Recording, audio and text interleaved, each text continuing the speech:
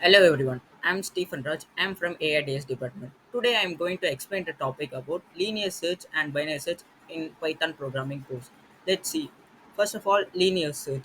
Linear search functions takes two inputs array representing the list to search within and the key.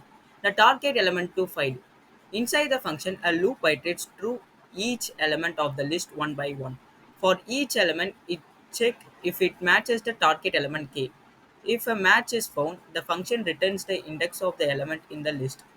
If no match is found, after iterating through the entire list, the function returns -1 to indicate that the element was not found.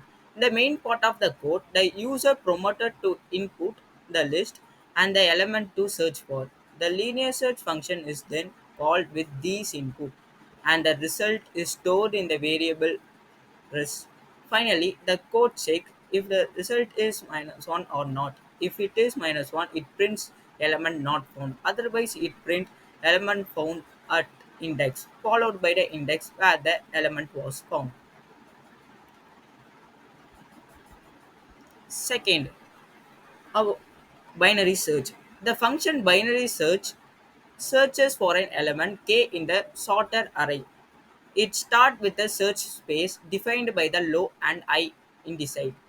In search iteration, it calculates the middle index of the search space and compares the element at the index with k. If the element is found, it returns its index. If the element is less than k, it narrows the search space to the right of. If the element is greater than k, it narrows the search space to the left of. If the search space is empty, it means k is not in the array, so it returns -1. The main program sort the array, search for the k, and prints the result. Thank you.